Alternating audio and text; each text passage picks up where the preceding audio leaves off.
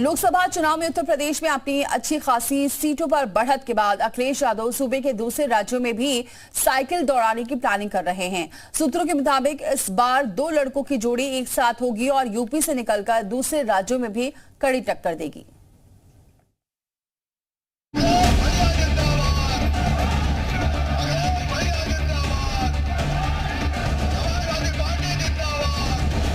लोकसभा चुनाव में उत्तर प्रदेश में 37 सीटों के साथ समाजवादी पार्टी देश की तीसरी सबसे बड़ी पार्टी बनकर उभरी, तो इसका सबसे ज्यादा क्रेडिट गया अखिलेश यादव और उनकी रणनीति को।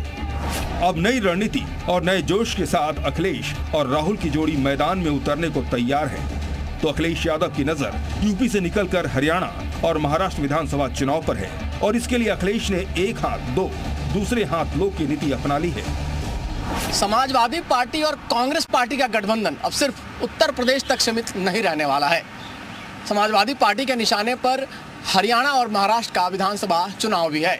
समाजवादी पार्टी हरियाणा में 5 तो महाराष्ट्र में 12 सीटों पर अपनी दावेदारी जता रही है, लेकिन इसके बदले में समाजवादी पार्टी उत्तर प्रदेश के जिन 10 सीटों पर विधानसभा के उपचुनाव होने हैं उनमें से 2 सीटें कांग्रेस को देने की तैयारी में है।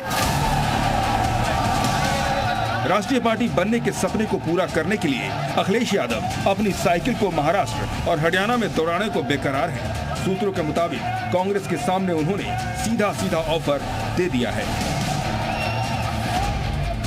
समाजवादी पार्टी ने इंडिया गठबंधन के तहत महाराष्ट्र में 12 और हरियाणा में 5 विधानसभा सीटों पर दावा किया है, तो इसके एवज में कांग्रेस को यूपी विधानसभा उपचुनाव में 2 सीटें मिल सकती है।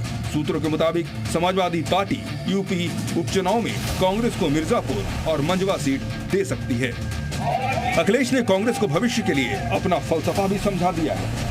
महाराष्ट्र में इसी साल के अंत में चुनाव होना है और कांग्रेस पार्टी के साथ मिलकर अखिलेश इस मौके को गंवाना नहीं चाहते। यूपी के हिट सोशल इंजीनियरिंग के बूते अखिलेश महाराष्ट्र में एक बार फिर फायदा उठाना चाहते हैं। अभी महाराष्ट्र में समाजवादी पार्टी के एकमात्र नेता अबू आजमी है, तो 2009 के विधानसभा चुनाव में समाजवादी पार्टी ने अकेले चुनाव लड़कर 4 सीटें जीती थी, जिनमें से अबू आजमी 2 सीटों पर चुनाव जीतने में सफल रहे थे। बाद में आजमी को 1 सीट छोड़नी पड़ी, तो 2014 के विधानसभा चुनाव घोषित होने से ठीक पहले नवापुर के एसपी विधायक शरद गावित एनसीपी में चले गए, जबकि भिवंडी से एसपी के टिकट पर विधायक चुने गए ताहिर रशीद ने भी एनसीपी का दामन थाम लिया था।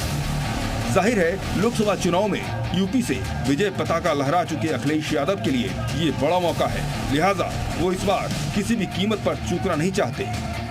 ब्यूरो रिपोर्ट, जी मीडिया।